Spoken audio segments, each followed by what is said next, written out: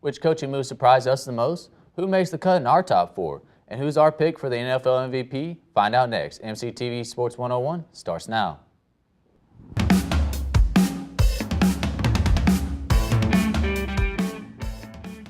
Hey there, sports fans. Welcome to MCTV Sports 101. I'm Kyle Stafford. And I'm Billy Ingle. Despite there still being 1 week left in the regular season, it hasn't slowed down the coaching carousel. Texas landed their new head coach, LSU removed their interim label from Ed Orgeron's title, and Texas Tech brought back Cliff Kingsbury for at least another year. While those schools have already come to a decision, many other rumors have been flying around about other coaches and their futures with their respective universities. Kyle, which coaching move surprised you the most? Well, I think it's the one that happened yesterday. Mark Helfrich at Oregon getting fired after only his 4th year. He was in the national championship 2 years ago with Marcus Mariota. I thought that was a little surprising. I mean, it was one of the worst years in Oregon. It's the first time in 40 years they've had to search for a coach. It's the first time in 40 years they fired a coach. So I thought that was a little surprising that they didn't at least give him another season. But really, the rest of it, I really expected Charlie Strong to be fired. Yeah. I wasn't really surprised. Tom Herman getting there. I thought Ed Orgeron staying on at LSU was a little surprising to me. He hasn't really had great success as a head coach. As an interim, he's been very successful, but not as a head coach. And see, I like what you bring up about Ed Orgeron. And you say surprised. I don't necessarily think surprised. I think this was kind of the only move that they had to go. Yeah, that's true. You know, we talked about earlier about hiring a big-name coach and being a big-name university that LSU is, that they need that guy. But, you know, I like the hire and I like to stick with him. You know, I think that I like what he's doing there. I like the way that he kind of brought back the life to that university, to LSU. Brought the offense back. Yeah, and that was a huge key. That was the main part that was wrong with Les Miles, is that offense just wasn't moving. Yeah. And so now he finally got that offense rolling. But and going off of that, I also want to touch on Texas a little bit and the Charlie Strong departure. You know, everyone at Texas says Charlie Strong's a great guy, and you know that they like what he did there. Well, he can be a great guy, but he can't. It's not but he did win coach. games. He did win games. So it's Texas. You gotta win. 16 and 21 over his 3-year tenure there. I mean, the icing's on the cake, losing to TCU and Kansas in the last week. And bad, especially Kansas. Yeah, I mean that makes you think a little. First bit. time since what was like World War II, I think that Kansas beat Texas. And just the way that they lost, the team looked deflated. I mean, and they've got one of the best running backs in the country in Devontae Foreman. And it's just surprising that they haven't been better this year. There's talent there. I don't know how they can't be good. And the defense was the problem there, and he's a defensive coach. I think that was one of the biggest reasons. Tom Herman walked into a great situation. He's going to have a boatload of talent at Texas. Oh, yeah. I wouldn't be surprised if Texas gets about 8 wins or more next year, because I think he's that good of a coach. No, I agree with you there. Now let's talk about Kingsbury a little bit. You know, I mean, how do we feel about this? I'll tell you right now. 24 and 26 in 4 years. That's the only number I had to write down. Hasn't had a winning record in the Big 12. The way the Big 12 has been. 1 bowl win, 2 bowl appearances. The way the Big 12 has been this season, if you can't win more than three games, I believe that it was, something's wrong. Because I mean, this Big 12 was very bad this year. I hope he can turn it around. I think it depends on if Pat Mahomes returns. If he doesn't return, I think it's going to be another struggling year here in Lubbock. Oh, I completely agree. Without Patrick Mahomes this year, then it would have been a very down year for us. Yeah, 5 wins with them. You know, I mean, who knows without him? Golly. Championship weekend is here, and that means we are 4 days away from finding out who the top 4 is going to be. The playoff committee will announce the top 4 teams who will compete for the national championship this Sunday afternoon. Billy, which 4 teams make the playoff? So the 4 teams that I got making the playoff right now, it's not going to be any shock to me. I got Bama at 1, Ohio State at 2. I think that's a lock. There's no way that's changing. Now I got Washington at 3 and Clemson at 4. I just feel like that the way Washington played, they had that loss against USC, but that was whenever USC was on a hot streak. They were they were playing well. I just haven't been impressed with Clemson. Their schedule has not been very tested, and there's just not a lot going on. I know we get into some discrepancies as we get down and closer into the 5, 6, 5 and 6 range. But right now, I don't see. I mean, whether you want to put Washington at 3 or 4, Clemson, vice versa. I think those are the 4 teams that we're going to see in the playoff. But down at 5 and 6, I got Michigan at 5 and I got Wisconsin at 6. Where you landed on those? Well, I got Penn State at 5 and Colorado at 6, and it's no disrespect to Wisconsin. I think Penn State's won more games of late. I think they've 8 straight. My biggest thing is that Penn State, they have a better win than Wisconsin. Wisconsin's their only big-time win is saying that they beat Nebraska, and they're out of the top 25 right now.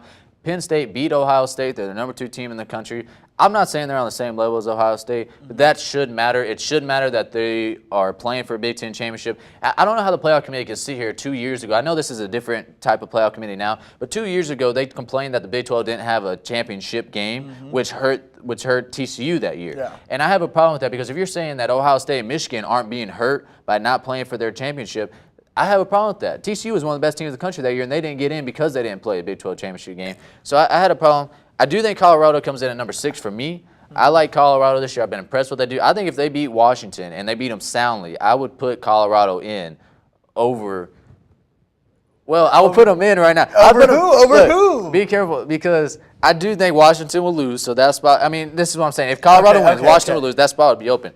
Then it comes interesting. Do you want 2 Big Ten teams in there? And did the Big Ten championship winner go in there?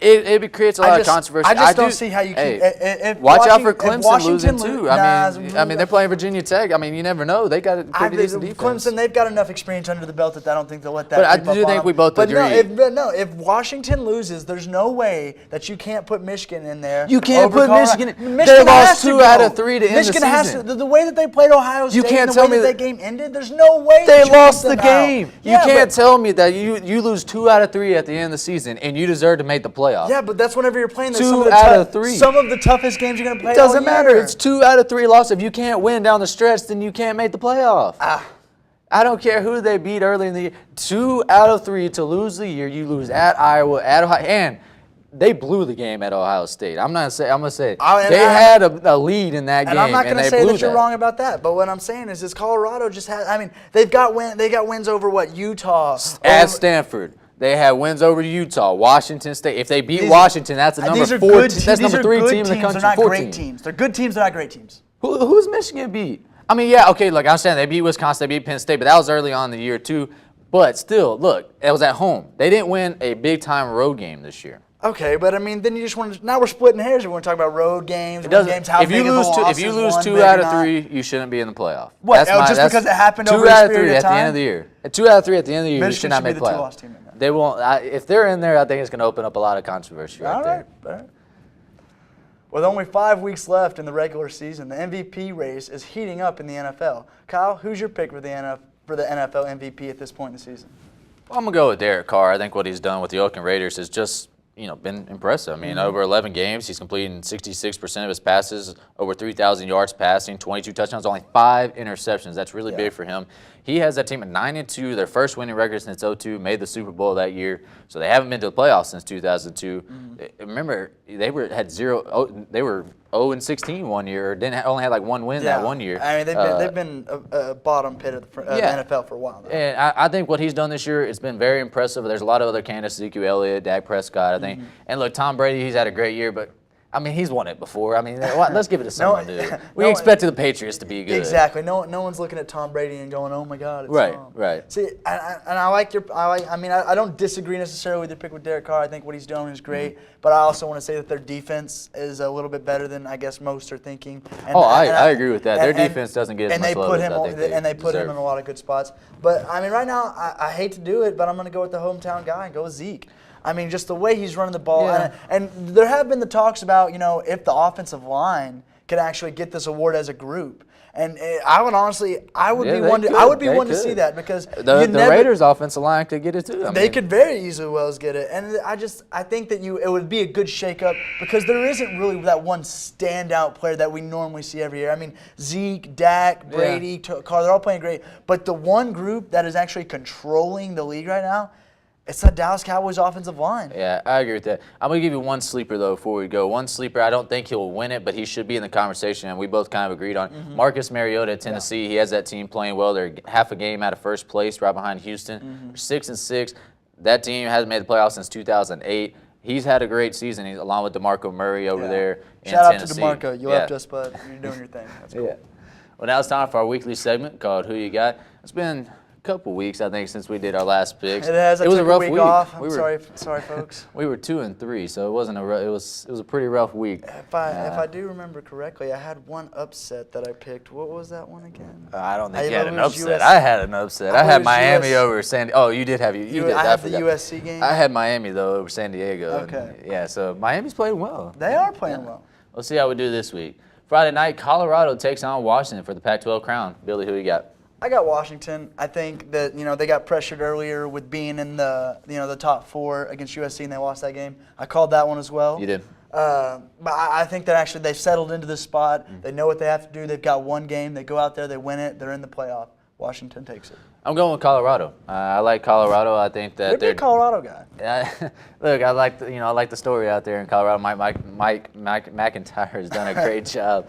Look, their pass defense is fantastic, and I think that could hurt Jake Browning. When USC beat them, Jake Browning really struggled, and I do think that Colorado can do that to him. I like what their defense has done this year. They got enough offense to get the job done. Yeah. Oklahoma hosts Oklahoma State. Kyle, who you got? I mean, Oklahoma. I mean, they're the best team in the Big 12 right now. I don't think Oklahoma. I think Oklahoma State's a little overrated again. Just like I thought they were last year. Yeah. They're not overly impressive. Oklahoma has just been steamrolling opponents. D.D. Westbrook's playing like a man possessed at receiver, and I just think they're too good. They're too good. I got to go with Oklahoma as well. As much as I hate to say it, Baker's on his groove. He's firing that ball into D.D. Westbrook. They've got the running game going. The defense is on point. Best team in the Big 12, Oklahoma. Yeah. Wisconsin and Penn State collide. Billy, who you got?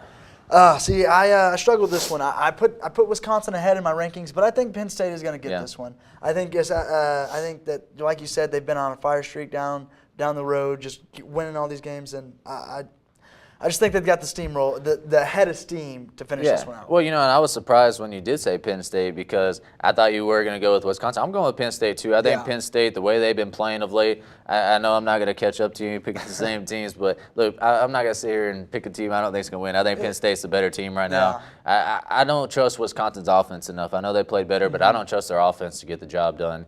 And I think it's going to be a good game. Penn State's got enough, though. Yeah.